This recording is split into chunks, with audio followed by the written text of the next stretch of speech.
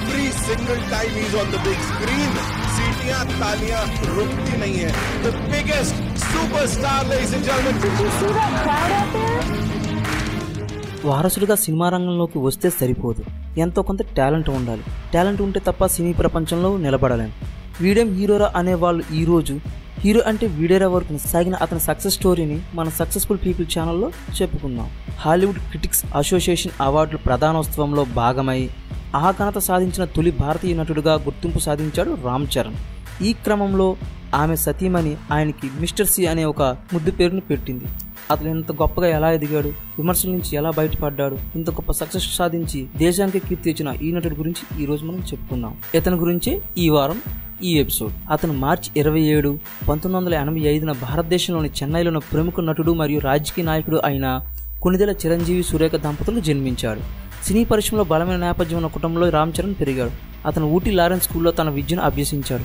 తర్వాత హైదరాబాద్లోని Saint Mary's college నుండి వాణిజ్య శాస్త్రంలో బ్యాచిలర్ డిగ్రీని పూర్తి చేశాడు.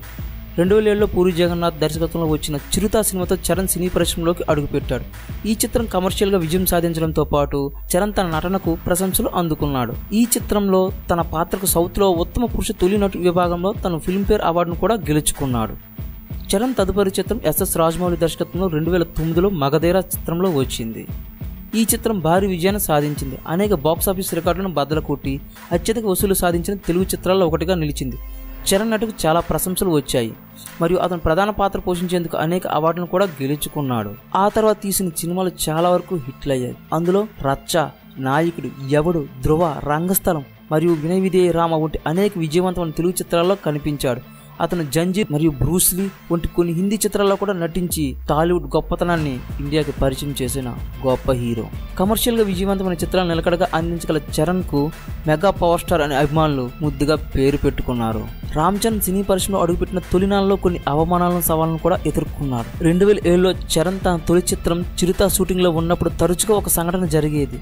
ఒక పాట సన్నివేశంలో చిత్రీకరణ సమయంలో సెట్లోని కొంతమంది సీనియర్ టెక్నీషియన్లు అతని డ్యాన్స్ స్కిల్స్ని చూసి ఎగతాళి చేసేవారు. వారి వాక్యాలకు చరణ్ హట్ అయ్యాడని తెలిసినా వారు పదే పదే విమర్శించేవారు.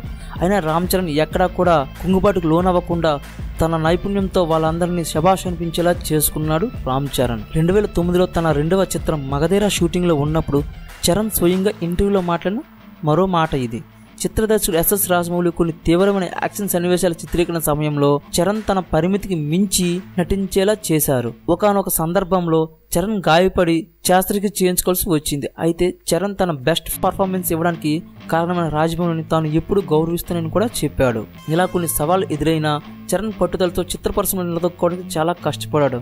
అతని అంకిత భావం మరియు కృషి ఫలితాలను మనం ఈ రోజు తెలుగు ఇండస్ట్రీలో మనం ఖచ్చితంగా చూస్తున్నాం. ఎన్ని సవాళ్లు ఎదురైనా చరణ్ పట్టుదలతో చిత్ర పరిశ్రమలో నిలదొక్కుకోవడానికి చాలా కష్టపడ్డాడు. అతని అంకిత భావం మరియు కృషి ఫలించాయి మరియు అతను ఇప్పుడు తెలుగు సినిమాలో అత్యంత విజయవంతమైన మరియు ప్రసిద్ధ నటుల్లో ఒకటిగా గుర్తించబడ్డాడు. రామ్ చరణ్ సినిమా రంగంలో ఇంతటి విజయం సాధించడానికి అనేక లక్షణాలు కలిగి ఉన్నాడు. ఆ లక్షణాల్లో కొన్నిటిని మనం చెప్పుకుంటున్నాం. చరణ్ ప్రజలను తన వైపు ఆకర్షించే మనోహరమైన ప్రవర్తన కలిగి ఉంటాడు. అతను నమ్మకంగా మరియు తేలిగ్గా వెళ్లే స్వభావానికి ప్రసిద్ధి చెందాడు. ఇది అతని అభిమానులు మరియు సహోద్యోగులు అతని ప్రజాదరణ పొందేలా చేసింది. విభిన్న పాత్రలను, భావోద్రేకాలను తెరపై చూపించగల ప్రతిభావంతుడైన నటుడు చరణ్. సహజమైన నటనా నైపుణ్యం కలిగిన ఆయన పలు చిత్రాల్లో తన నటనకు విమర్శలు, ప్రశంసలు కూడా అందుకున్నాడు. చరణ్ తన సక్సెస్ కోసం అంకిత భావంతో కష్టపడి పనిచేసే నటుడు. శారీరక శిక్షణ పొందడంలో లేదా డ్యాన్స్ లేదా గుర్రపు సారి వంటి కొత్త నైపుణ్యాలను చేర్చుకున్నా అతడు తన పాత్రల కోసం సిద్ధం కావడానికి ఎప్పటికప్పుడు తనను తాను మార్చుకుంటాడు. చరణ్ బహుముఖ ప్రజ్ఞాశాలి మరియు అనుకూలత కలిగి ఉంటాడు. అతడు తన విభిన్న పాత్రలకు సులభంగా సరిపోతాడు. తన కంఫర్ట్ జోన్ నుండి బయటకు నెట్టివేసి ఛాలెంజింగ్ రోల్స్ చేయడానికి తను ఎప్పుడూ సిద్ధంగా ఉంటాడు. చరణ్ సినీ పరిశ్రమకు వెలుపల వివిధ వెంచర్లలో పెట్టుబడులు పెట్టి విజయవంతమైన వ్యాపారవేత్త కూడా కలిగి ఉన్నాడు. అతడు తన పదునైన వ్యాపార చతురత మరియు తెలివిగా పెట్టుబడులు పెట్టగల సామర్థ్యానికి ప్రసిద్ధి చెందాడు. టాలెంట్, హార్డ్ వర్క్, బడా పబ్లిసిటీ, బిజినెస్ చతురత ఇవన్నీ సినిమా ఇండస్ట్రీలో అతన్ని విజయవంతమైన హీరోగా నిలబెట్టాయి. ఓసారి లాస్ ఏంజల్స్ వెళ్ళినప్పుడు నేను ఉపాసన మిస్టర్ సి అనే హోటల్కి వెళ్ళాం. దాని యజమాని చిప్రియాతో చాలాసేపు మాట్లాడాం. అక్కడ ఆహార వాతావరణం ఎంతో బాగా ఉన్నాయి. ఆ మధుర క్షణాలకు వేదిక అయిన మిస్టర్ సి హోటల్ పేరు ఉపాసన ఎంతగానో నచ్చి నాకు నిక్నేమ్గా పెట్టుకుంది. ఏడాది ఆరంభంలోనూ చివరిలోనూ నా పుట్టినరోజు తర్వాత అయ్యప్ప మాల వేసుకుంటా. నేను ఆంజనేయుడికి కూడా భక్తుడిని. అయ్యప్ప మాల పూజల వల్ల మనసు ప్రశాంతంగా ఉంటుంది. అలాగే నిష్ఠగా చేసే దీక్ష వల్ల మన మీద మనకు ఎంత నియంత్రణ ఉంటుందో అర్థమవుతుంది. అలాగే తండ్రిని మించే తనడు అంటూ పేరు ప్రతిష్టలు గడించిన మన చరణ్ గురించి మీరేమనుకుంటున్నారో కామెంట్ సెక్షన్లో కామెంట్ చేయండి. అలాగే భారతదేశానికి ఇంత ఖ్యాతి తెచ్చిన మన మెగా పవర్ స్టార్ గురించి ఒక వాక్యాన్ని కామెంట్ సెక్షన్లో కామెంట్ చేయండి. అలాగే ఇంతవరకు చూసారంటే ఈ వీడియో ఖచ్చితంగా నచ్చే ఉంటుంది, అందుకే ఒక చిన్న లైక్ ఇచ్చేయండి. ఇలాంటి మరిన్ని వీడియోల కోసం మన ఛానల్ సబ్స్క్రైబ్ చేయండి. మరో వీడియోలో మళ్ళీ కలుద్దాం.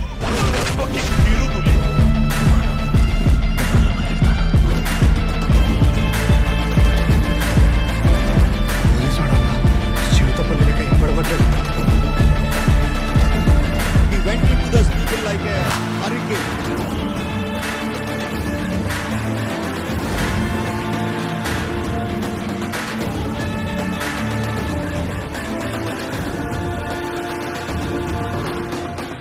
గుర్రం మీద మిస్సైల్ వస్తున్నట్టు ఉందండి. అది వస్తున్నప్పుడు ఇక్కడ కరెక్ట్గా తగులుతూ ఉంటుంది. నా చిన్నటి కోరిక తీర్చుకోవడానికి అవకాశం చూపిందండి. That is because of Charan horse riding capability. Chiranjeevi గారి కన్నా చాలా చాలా చాలా బాగా చేశాడు. గుర్రాన్ని అదుపు చేసి అది కింద పడేసినా కానీ తిరిగి దానిపైన ఎక్కి దాన్ని దౌడి తీయించగలిగే సత్తా సామర్థ్యం చరణ్.